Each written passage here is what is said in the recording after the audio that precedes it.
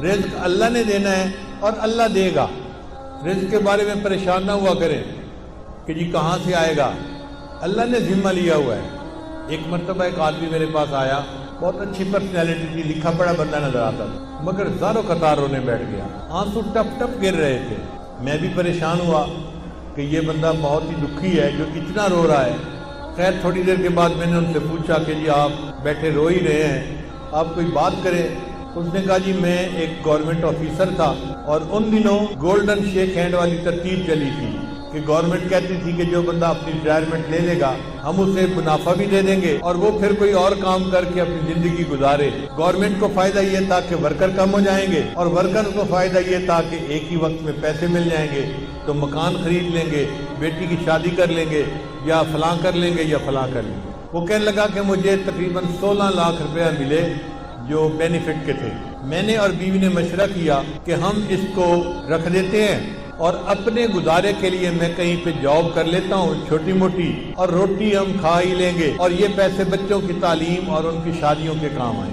کہنے لگا کہ میرا ایک دوست تھا, میں نے کئی باتوں باتوں میں اس کو بھی بتا بیٹھا کہ مجھے گورنمنٹ سے 16 لاکھ ملے ہیں اور میں نے رکھ دیے ہیں. اب وہ بندہ میرے پیچھے پڑ گیا کہ ایک کاروبار ہے اور بڑا نفع ہے اس میں, بڑا فائدہ ہے اس میں, بڑا فائدہ ہے, اور اگر تم پیسہ لگاؤ تو محنت میں کروں گا اور تمہیں گھر بیٹھے بٹھائے پیسے مل جائیں گے. کہتا ہے کہ مجھے ڈر تھا کہ نہیں, تو میں اس کو نہ کرتا رہا. بالآخر ایک دن میری بیوی نے پوچھا کہ کیا مسئلہ ہے, تم کسی گہری سوچ میں ڈوبے نظر آتے ہو, کیا پریشانی ہے؟ تو میں نے اسے بتا دیا کہ میرا ایک دوست ہے وہ مجھے کاروبار کے لیے کہہ رہا ہے. بیوی نے مشورہ دیا کہ آپ ایسا کریں کہ اس کو 16 لاکھ نہ دیں, اس کو 8 لاکھ دے دیں اور دیکھیں 8 لاکھ کا وہ آپ کو کیا فائدہ دیتا ہے, پتہ چل جائے گا ایک سال میں. تو اگر نقصان ہونا ہوا تو آدھے پیسوں میں ہوگا, پورے پیسوں میں تو نہیں ہوگا نا. کہتا ہے مجھے بات اچھی لگی اور میں نے 8 لاکھ روپے اس بندے کو دے دیا. اس بندے نے کہا تھا جی آپ کو ہر مہینے 25-30 ہزار مل جایا کرے گا. اب ہر مہینے کی پہلی تاریخ کو وہ ہمارے گھر آ کے کیش یا چیک کو دے دیتا. میں نے ایک چھوٹی موٹی جاب شروع کر لی اور ہمارا گزارا بہت اچھا ہو گیا. 25-30 ہزار ادھر سے آ جاتے تھے, باقی ادھر سے مل جاتے تھے اور ہم آرام کی زندگی گزارے. ایک سال پورا اسی طرح گزر گیا. تو میری بیوی نے کہا کہ یہ تو بڑا اچھا کاروبار ہے کہ جس میں اتنے پیسے دینے سے ہمیں ہر مہینے اتنے پیسے مل جاتے ہیں. سال گزرا تو میرے دوست نے کہنا شروع کر دیا کاروبار تو بہت اچھا ہے لیکن ہم نے پیسے تھوڑے لگائے ہیں, اگر اور زیادہ لگا دیں تو اور نفع ہو جائے گا. میں نے بیوی کو بتایا, اس نے کہا ہم نے 1 سال آزمایا ہے, دیکھا ہے شریف آدمی ہے, اچھا آدمی ہے, وعدہ پورا کرتا ہے, تو آپ اس کو باقی بھی پیسے دے دیں. کہتے ہیں میں نے اس کو باقی 8 لاکھ بھی دے دیے. اب باقی 8 لاکھ دینے کی دیر تھی, اس نے تو نگاہیں بدل لی, فون میں بات کرنی چھوڑ دی. میں مصروف ہوں, ابھی کال نہیں لے سکتا, میں بعد میں کال کروں گا, میں یہ کروں گا, میں وہ کروں گا. اور جو ہر مہینے پیسے دیتا تھا وہ بھی اس نے ڈیلے کرنا شروع کر دیے.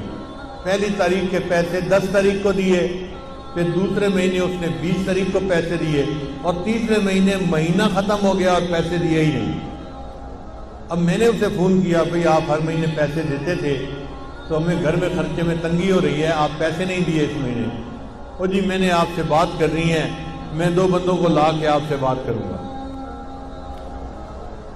اب بات اس نے کیا کی, اس نے کہا جی کہ مجھے تو کاروبار میں نقصان ہو گیا ہے اور 16 لاکھ کے 16 لاکھ ختم ہو گئے ہیں, تو میرے پاس تو پیسہ ہی نہیں آپ کو دینے کے لیے. اور جو بندے لے کے آیا تھا وہ بھی اسی کے سائز کے تھے, اسی طرح کے. وہ بھی مجھے سمجھانے لگے اور کہنے لگے کاروبار میں لاس بھی ہو جاتا ہے, پروفٹ بھی ہو جاتا ہے. اب آپ نے اگر 1 سال پروفٹ کھایا ہے تو لاس ہو گیا تو لاس کو بھی برداشت کر لو. کہنے لگا میں بڑا پریشان کہ میرے 16 لاکھ روپے ختم ہو گئے. کہتے ہیں اس سے میں مقدمہ تو کر نہیں سکتا تھا, نہ میں لڑ سکتا تھا, وہ لڑائی میں مقدمے میں مجھ سے زیادہ تیز تھا. لیکن مجھے گلٹ تھا اندر ایک میرے صدمہ تھا کہ یہ میرے بچوں کے لیے پیسے تھے, میں اس کو محفوظ رکھتا تو بچوں کی پڑھائی میں کام آتے, بچوں کی شادیوں میں کام آتے، میں نے بچوں کے پیسوں کو ضائع کر دیا، لہذا میں نے خود یہ غلطی کی۔ کہنے لگا کہ اب میرے اندر اتنا گلٹ ہے کہ بس ہر وقت آنسو بہتے رہتے ہیں اور مجھے سمجھ نہیں آتی کہ میں کیا کروں۔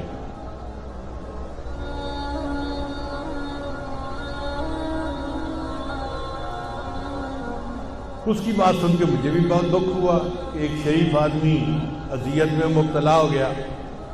میں نے اسے تسلی دی، پھر تسلی دے کے میں نے اس سے پوچھا کہ مجھے یہ بتائیں کہ آپ کا رزق کہاں پہ ہے؟ کہنے لگا کیا مطلب؟ میں نے کہا آپ کا رزق زمین میں ہے یا آسمانوں میں ہے؟ کہتے جی آپ بتا دیں۔ میں نے کہا اللہ تعالیٰ فرماتے ہیں وَفِي السَّمَاءِ رِزْقُكُمْ، اور تمہارا رزق آسمانوں میں ہے۔ تو جب ہمارا رزق آسمانوں میں ہے تو ہمارا رزق کوئی ہتھیار نہیں سکتا، کوئی چوری نہیں کر سکتا۔ جو ہمیں پہنچنا ہے وہ اللہ پہنچا کے رہے گا۔ اگر کسی نے پہنچانے میں بددیانتی کی تو اللہ دوسرے ڈاکیے کے ذریعے سے پہنچا دیں گے، کسی اور طریقے سے پہنچا دیں گے۔ اللہ اس پر قادر ہے کہ اس کو پہنچائے۔ اس کو تھوڑا تسلی ہو گئی۔ میں نے کہا کہ دیکھیں آپ کا رزق تھا، اگر کسی نے آپ سے بددیانتی سے لے لیا آپ فکر مت کرو، اللہ آپ کو آپ کا رزق دوبارہ دے دیں گے، آپ پریشان نہ ہو۔ اب اس کا جو رونا تھا وہ بند ہو گیا، ذرا تسلی ہو گئی۔ میں نے اسے بیت کے کلمات بھی پڑھا دیے اور اس کو کہا کہ بس اپنے دل سے معاف کر دو اور یہ عہد کرو کہ یا اللہ اس نے میرے ساتھ بددیانتی کی، میں زندگی بھر کبھی کسی کے ساتھ بددیانتی نہیں کروں گا۔ اس نے یہ بھی وعدہ کر لیا۔ پھر میں نے کہا اچھا یہ بھی میرا وعدہ کرو کہ جب اللہ آپ کو آپ کی ضرورت سے زیادہ پیسہ دیں گے تو آپ زکوٰۃ پابندی سے ادا کریں گے۔ اس نے یہ بھی وعدہ کر لیا۔ لو جی میں نے دعائیں دے کے اس کو رخصت کیا۔ رخصت ہوتے ہوئے مجھ سے پوچھنے لگا حضرت اب میں کیا کروں؟ میں نے کہا کہ بھئی آپ کوئی ایسا کام شروع کریں جو پیسے کے بغیر ہوتا ہے، اللہ برکت دے دیں گے۔ تو ہنس پڑا، حضرت پیسے کے بغیر تو کام کوئی نہیں ہوتا۔ میں نے کہا سوچیں کوئی نہ کوئی کام ایسا نکل آئے گا، چاہے مزدوری کیوں نہ کرنی پڑے۔ لو جی وہ گیا اور اس نے گھر جا کے بیوی کو بتایا۔ اس کی بیوی کا غم بھی ختم ہو گیا کہ ہمیں ہمارا رزق اللہ دے دے گی۔ پھر بیوی نے اس کو مشورہ دیا، ہم دیہات میں رہتے ہیں اور یہاں جو کسان ہوتے ہیں نا یہ کھاد خریدتے ہیں شہر سے، اور ان پڑھ ہونے کی وجہ سے ان کو پتہ ہی نہیں چلتا کہ یہ کھاد کون سی ہے اور کون سی نہیں ہے۔ تو آپ اگر شہر کی کسی کمپنی سے کھاد کی بوریاں کریڈٹ پہ لے کر آئیں اور ان دیہاتیوں کو یہاں بیچ دیں پروفٹ رکھ کے، تو پھر پیسے آپ واپس کر دینا اور کچھ آپ کو نفع مل جائے گا۔ لو جی یہ بندہ کھاد کی کمپنی کے پاس گیا ملتان میں، ان سے بات کی کہ مجھے جی آپ 10 بوریاں دے دیں کریڈٹ پہ، میں آپ کو پیسے مہینے کے اندر واپس کر دوں گا۔ وہ کہے جی ہم تو آپ کو نہیں جانتے، ہم آپ کو کیسے دے دیں؟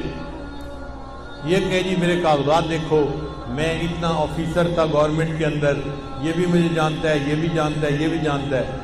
وہ کہیں کہ بھئی ہمیں تو شکل صورت سے بھی نظر آتا ہے کہ تم آفیسر رینک کے پڑھے لکھے بندے ہو، لیکن ہم بغیر پیسے کے کیسے اپنا مال دے دیں؟ ہم نہیں دے سکتے۔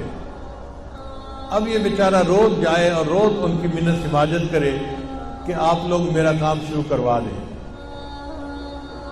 جو مینیجر تھا نا وہاں کا وہ ذرا رحم دل بندہ تھا، اس کو رحم آ گیا۔ ایک دن وہ کہنے لگا دفتر والوں کو کہ بھائی اس کو 10 بوری کریڈٹ دے دو اور گارنٹی میری ڈال دو، اگر اس نے پیسے نہ بھی دیے تو 10 بوری کے پیسے میں ادا کر دوں گا کہ چلو مجھ سے غلطی ہوئی، لیکن اب اس بندے کو 10 بوری دے دو۔ اس بندے کو 10 بوری مل گئی، یہ لے آیا، اس نے آ کے کسانوں کو بیچی، ہر بوری پہ 50-50 روپیہ اس نے نفع رکھ لیا، تو 10 بوری کا اس کو اچھا بھلا فائدہ ہو گیا۔ چنانچہ پھر یہ 10 کی جگہ 20 بوری لینے لگ گیا، پھر 30 بوری لینے لگ گیا، پھر 50 بوری کرتے کرتے ایک وقت آیا کہ کمپنی والوں نے کہا جی ہم آپ کو پورا ٹرک کریڈٹ پہ دے دیتے ہیں۔ اب اس نے کریڈٹ پہ ٹرک لیا اور لوگوں کو تقسیم کی کھاد اور ان سے پیسے لے کے واپس دے دیے۔ پھر 1 ٹرک سے 2 ٹرک اور 3 ٹرک اور ٹرکوں میں کام شروع ہو گیا۔ اللہ کی شان دیکھیں، کوئی 6-7 سال کا عرصہ گزرا ہوگا، یہ بندہ ایک دن میرے پاس واپس آیا، مجھے کہتے ہیں الحمدللہ حضرت آج میں 16 کروڑ کی پراپرٹی کا مالک ہوں۔